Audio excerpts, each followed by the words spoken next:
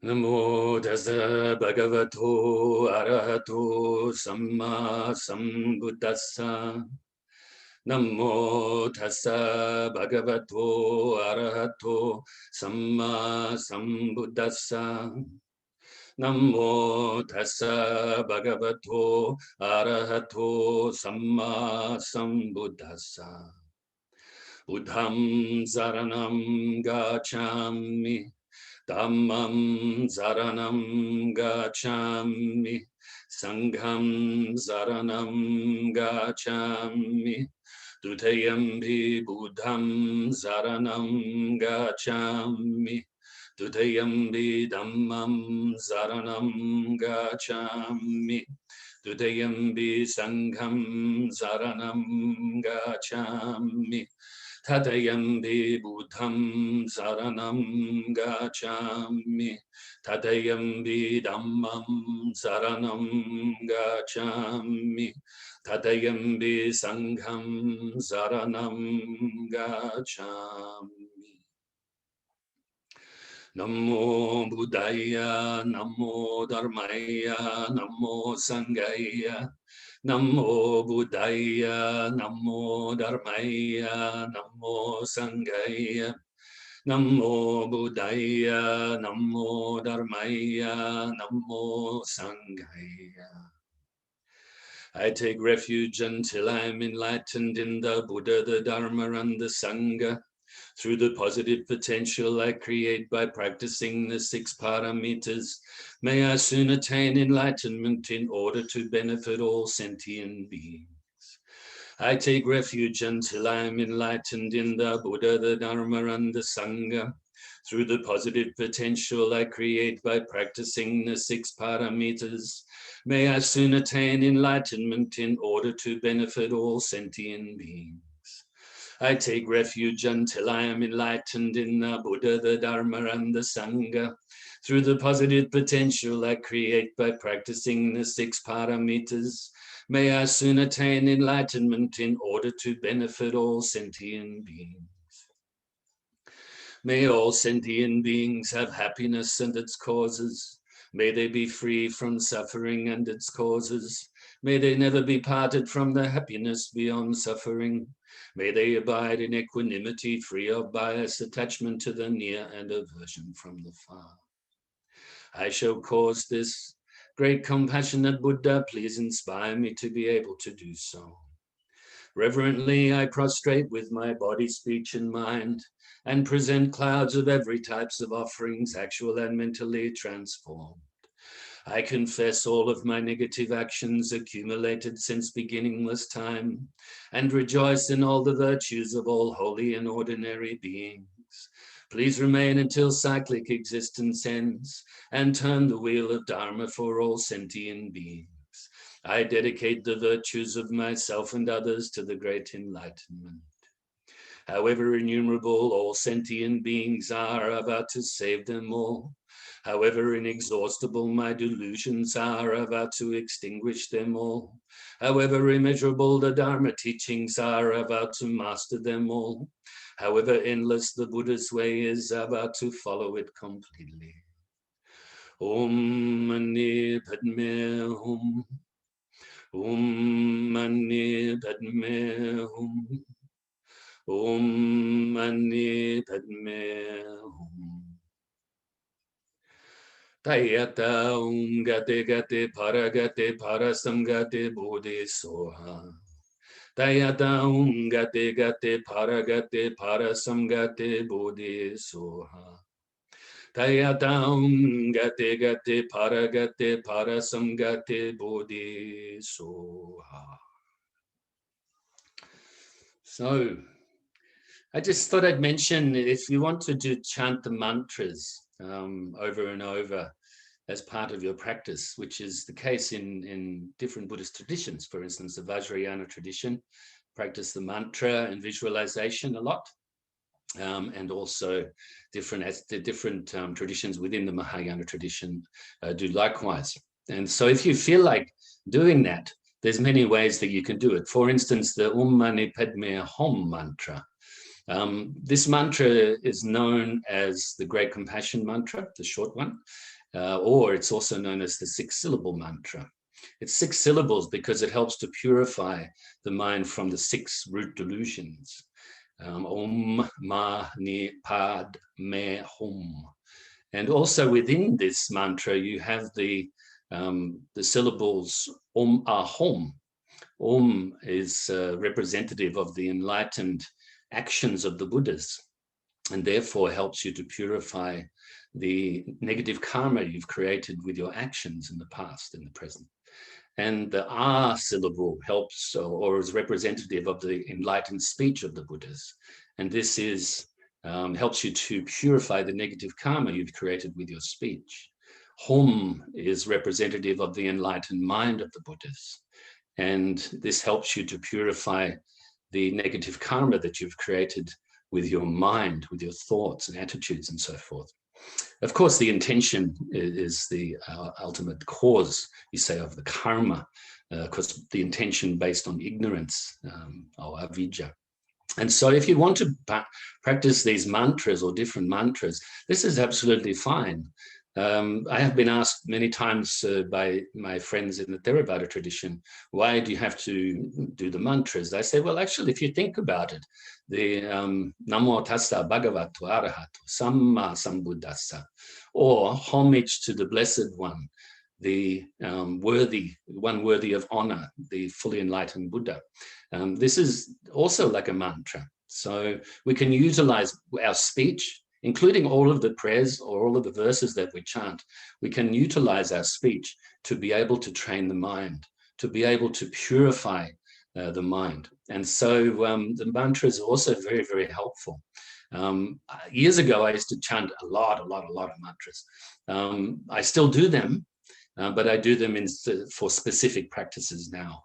And there's a few ways that you can chant Om Mani Padme Hum, for instance, like we do it. Om Mani Padme Hum, very slow. Or you can do it fast, like Om Mani Padme Hum, like the Tibetans tend to do, and the people within the Tibetan tradition. Or you can sing it, sort of like the Vietnamese, the Chinese and Koreans, quite often, maybe Japanese as well, sing it like Om Mani Padme Hum, Om Mani Padme Hum, like this. So if you want to do it, if your inclination is to put some melody in there, the important thing is to not be thinking you're putting on a performance. It's more about training your mind. It's internal, to bring it internal. So I thought I'd just mention that today. And also the Heart Sutra mantra. Of course, if we were doing these classes face-to-face, or if the classes were, let's say, at least an hour and a half long, then we would actually chant the Heart Sutra in its entirety with the mantra at the end. But because this took, in the very first class that we did in early July, I noticed that the chanting took up so much of the 40 minutes that we have. So I wanted to shorten it. And so that's why we just do the mantra instead. And so Tayata Om Gate Gate Para Gate Para Samgate Bodhi Soha. You can do it like this, or you can miss out with Tayata Om. Kind of means pay attention, be aware, be in the moment. And so then you can chant Gate Gate Para Samgate Bodhi Soha. Gate Gate Para Samgate Bodhi Soha. And so on. Gate, just to put it very briefly, gate, the first gate means to, go beyond the worldly existence, go beyond the always being attached to your desires, always trying to fulfill these desires, always trying to please or to have some sort of satisfaction within the sense pleasures and so forth. So to go beyond that to what we call the path, or the level of accumulation, where you want to practice really well to accumulate vast amounts of merit and develop this bodhicitta mind, this awakened mind, awakened consciousness with a great compassion. And this also, we need to do this because for so many lifetimes, we've been doing so much of the opposite. And so that's the first part. That second gate means to go beyond this path of accumulation to the path of preparation, to prepare your mind to understand the nature of reality, the prajna paramita, the perfection of wisdom, or the wisdom gone beyond. Then so it's gade gade, para gade. The para gade means to go beyond even this path of preparation to the path of insight, of the level of insight, also known as the knowing, or the path of wisdom itself, the insight into the nature of reality, where you get a glimpse of reality. It may only last for a few seconds, or may only last while you're in meditation or something, and now you have to absorb the mind with this. So then paragate, parasamgate means to go beyond this path of insight and to the path of absorption or meditation, where you want to totally absorb the mind with this understanding, totally perfect the Eightfold Path, totally. And then, of course, we have the bodhisoha, means to abide in enlightenment.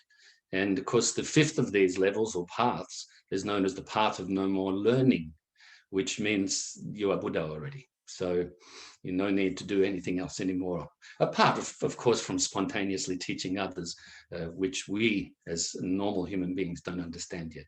Okay, so I just thought I'd explain those a little bit to begin with today. And now that I've said that, forget it. Remember it later.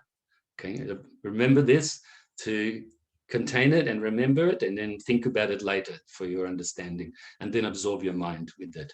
But right now, just let it go. It's in the past. And we will do the meditation practice. So get yourself into a comfortable position. Gently close your eyes with your lips gently touching, your tongue resting on the upper palate, just above your top teeth in your mouth. Your body nice and upright, or if you have to lie back or lie down due to having sore backs and so forth, then do that.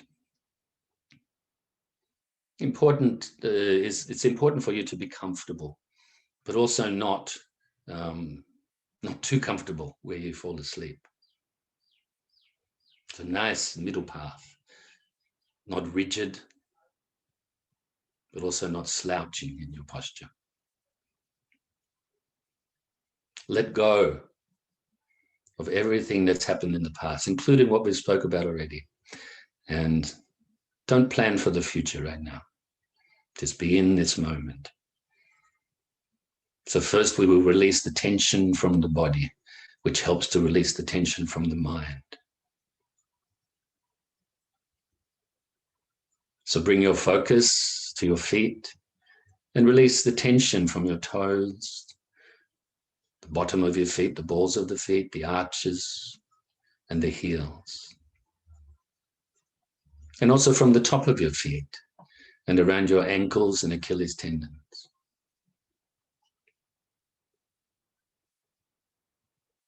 And now release the tension from your lower leg, from your calf muscles and around your shins.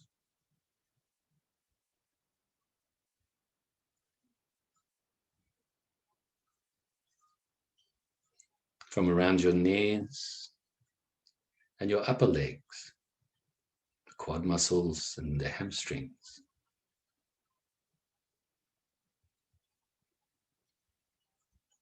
Release the tension from your midsection, from your glutes, the hip flexors, and the groin.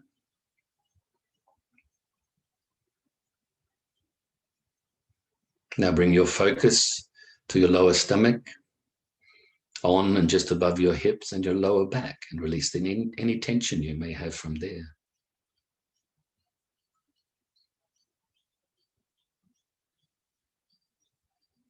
Further up your stomach and your sides and the center of your back.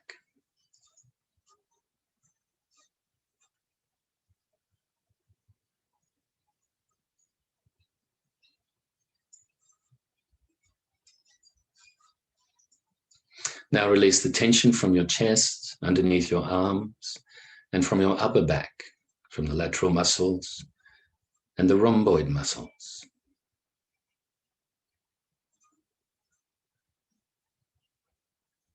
From your upper trap muscles that run between the neck and the shoulders, as well as your shoulders.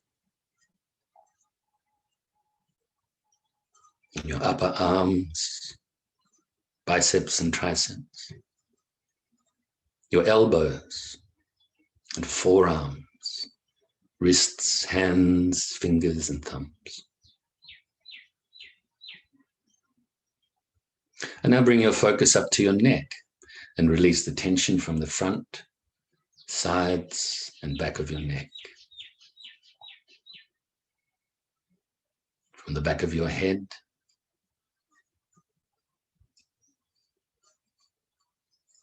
from the sides of your head, around your ears and temples.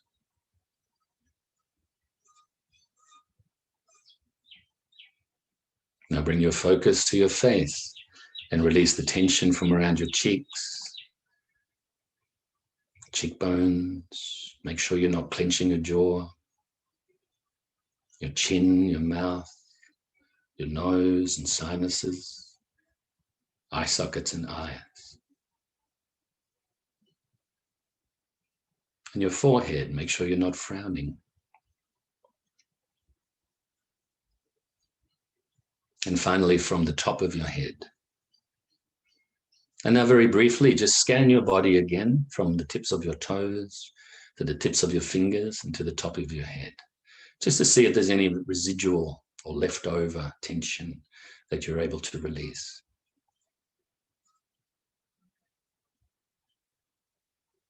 Now bring your focus initially to the tip of your nose. Of course, as usual, the object of the meditation is the breath, or the feeling of the breath. Anapanasati, mindfulness of the breath.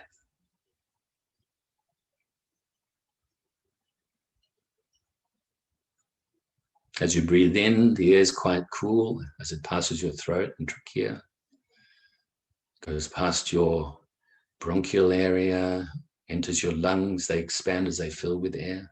And as you breathe out, they compress. And the air leaves your body, passes your throat. On the way out your nose, it's quite warm. Breathing in and breathing out. If thoughts arise or any sort of mental sensation arises, don't cling to it or them. Don't grasp at it or them. Don't try to forcefully push away or deny. Just let the thoughts or the feelings come and go naturally by refocusing on your breath. And if your mind becomes dull, wake yourself up ever so slightly by focusing more brightly on your breath. This way, refocusing on your breath becomes the antidote for both the agitated and busy mind, as well as the dull mind. Don't try too hard, don't try too little. Never get down on yourself. If you're finding sometimes your meditation may be really easy, sometimes it may be difficult. Maybe there's lots of things happening in your life, or you're having so many thoughts about certain things. Don't be down on yourself about this. Because what happens if you get down on yourself is this gives rise to more thoughts. During this practice, it's really important to know that the best thing that we can do right now, because we do have thoughts, we do have these mental habits, is to try your best to leave it at the first thought, not add to it and start to tell yourself stories and so forth, dwelling on the past or thinking of the future. So now we will practice like this for a few minutes in silence.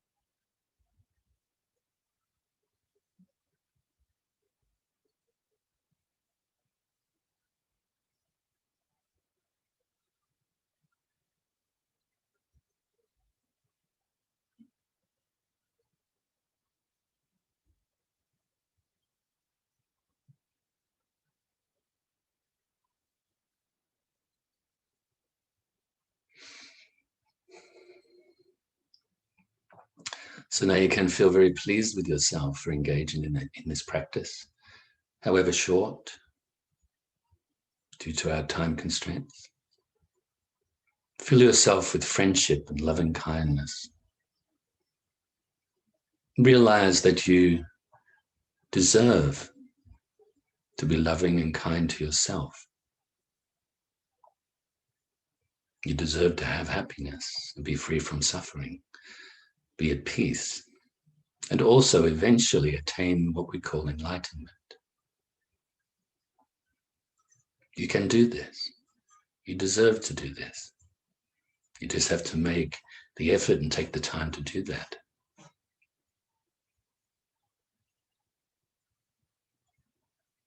So filling yourself with loving kindness, so much so that it overflows now and radiates to those that you find as, or you believe to be your friends and family, loved ones, wishing that they are happy and free from suffering and at peace too. And really feeling that they are.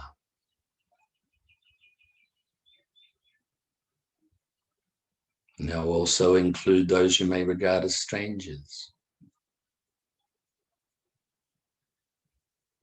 And even those you may regard as enemies, those ones you find difficult. Have the wish that all of these people, whether they be loved ones, strangers, or enemies, that they have happiness and the causes of happiness, and that they are free from suffering and the causes of suffering, that they are at peace with themselves, others, and all that surrounds them.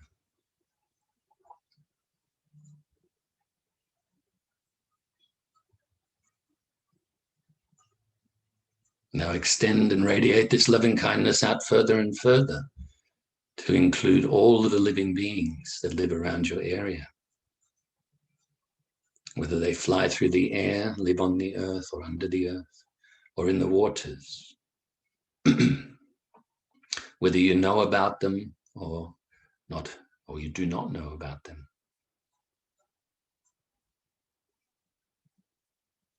Keep extending this loving kindness out gradually further and further to include your state or county. And further to include your whole country. May your whole country be peaceful. May the living beings be happy and free from unhappiness. And other countries too. Initially those you're familiar with, whether you've been there or been to those countries or come from them originally, or whether you just know about them through inferential knowledge from others or reading books or on TV and so forth. And also those countries that you're not familiar with, until your loving kindness pervades the whole earth. And other planets too, within this solar system. And other solar systems within this galaxy that we give the name Milky Way. And other galaxies. This loving kindness pervades the whole universe. And now beyond this universe, with loving kindness, this infinite loving kindness, pervading infinite space. And now come back and be present here and now, and we will do the dedication prayer. Due to this merit, may I soon attain the enlightened state of the Buddha, so that I may be able to liberate all sentient beings from their sufferings. May the precious bodhicitta, not yet born, arise and grow. May that born have no decline, but increase forevermore. And may the precious view of shunyata, not yet born, arise and grow. May that born have no decline, but increase forevermore. And so now we'll have a short chat First of all, I'd like to hope everybody's doing okay, doing well, healthy, peaceful mind. Yeah. Where have you guys gone there? I can see that you're there, but maybe you're underneath your camera. Hi. And so anyway, we were talking about, or we are talking about the meditation and how to practice, and how to become better at the practice of meditation. Of course, like I've said before many times, to get to the top of a mountain, you have to take one step at a time, breathe one breath at a time. Eventually, by following the correct methods, making some effort, and going in the right direction, then you eventually get to the top of the mountain. Just as you get better at meditation, the more you practice it. On occasions, you may, as mentioned earlier, maybe one day you have this really good meditation, but then the next day, for whatever reason, your meditation's really fragmented or something. Maybe actually what's stopping that from being good meditation as well as you want the same good meditation you had yesterday. Can you see how that, like if you're thinking, oh, the meditation was so good and I'll sit today and I'll do the same thing. But just that wish, that hope, that desire may stop your meditation from being good, being clear. I remember one time when I was living in Los Angeles, still working in the entertainment industry, probably about 1994. I'd only moved to America briefly before that. And I was sitting, had this afternoon off, I think. And so I'm sitting on my couch, cross-legged, and I thought, I'm going to meditate now. And for some reason, well, I know the reason. I had a lot of things happening going on. But the meditation was just rubbish, and the previous day I had really good meditation. Then I remembered some instruction I had from a master named Geshe Loden in Australia, in Sydney, very briefly, before I went to Los Angeles. And he said that sometimes if your meditation is not good, get up and do something else and then go back to it. So I got up and I went and I made a cup of tea. And I remember exactly what it was. It was rose hip tea, and in a tea bag though. And anyway, I didn't have a kettle yet. So I had to boil the water in a saucepan, and didn't have a spout on it. So when it boiled, I had to tip the water, really be careful so I didn't burn myself or tip the water out. And so then I'm doing this very, very carefully. And then I just come to some realization that now I'm meditating. So it took for me to get up and really focus on this water going in this thing. And my mind was so calm, so clear, so peaceful. And so actually I didn't drink the tea until later because I thought that's the moment. So I went and sat down again. So sometimes if your meditation is fragmented and disturbed, then just get rid of anything that you may think you need to do at that time, and then get back to it. Don't be hard on yourself. I briefly spoke towards the end of last week about suitable locations or positions to meditating. In the beginning, especially, and even through as we get more advanced, it's good to have a spot where you meditate. And I mentioned before that don't do it in front of the TV, things like that. That's fine. If actually you can, if that's the room that you have, as that's the only room I had in Los Angeles at that time, was just one big living room area and then the bedroom and the bathroom area. So where I meditated was where the TV was. Anyway, though I must say that I didn't have a TV for a few months when I first moved there. Maybe some people would call me boring. But anyway, wherever it is you feel comfortable to meditate, and then you can meditate. Find that position. Try to have it really clean.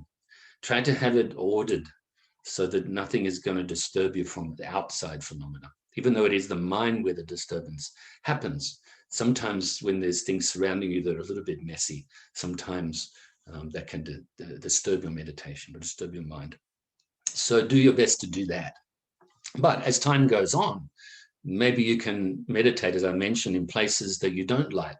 maybe not so clean, maybe even places that scare you, such as cemeteries, and maybe even a busy city street where you may feel embarrassed to sit in a corner. People think maybe you're begging for money or something, but you're not. You're just testing your mind. So you can do that after some time.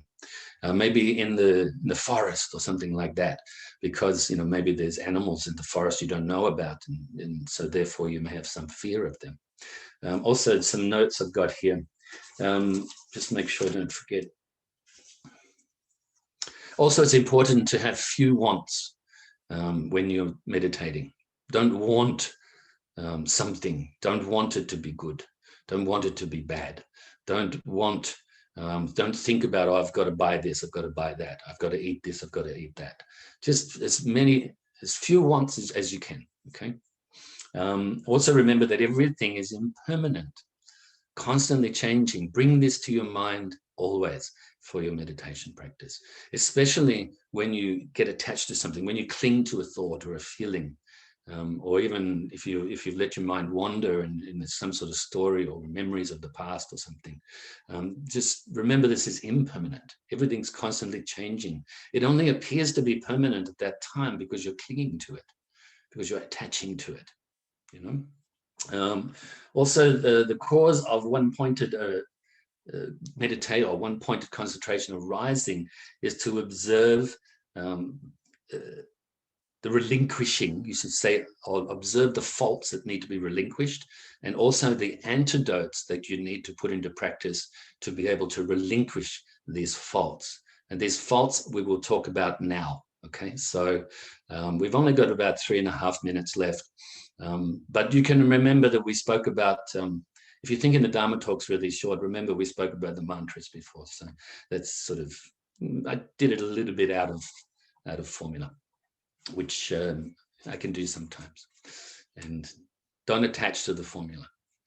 So where is it? Not quite organized with my papers. So the 5 faults to be relinquished. The first one is laziness.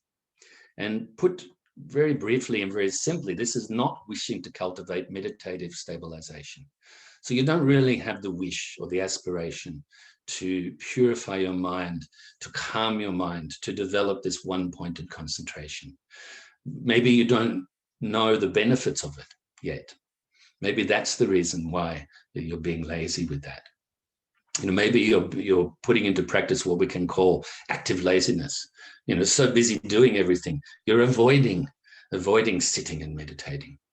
It's really important not to do this.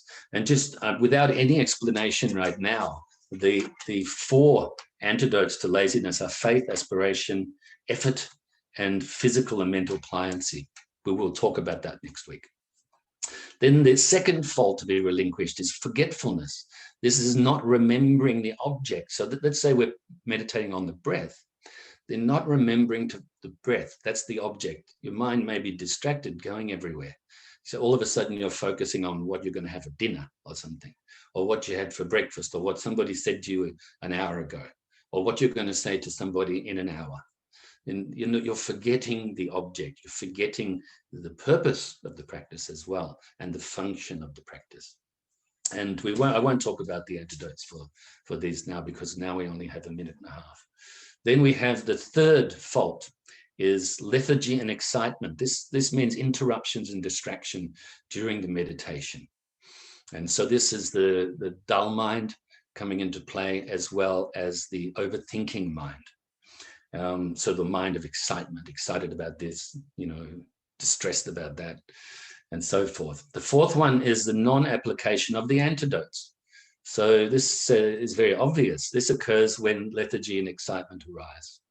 We don't apply the antidote. We don't place the mind back onto the object. And the fifth one is over-application. So this is continuing to apply the antidotes even when the lethargy and excitement have been extinguished. So I think that's all for today.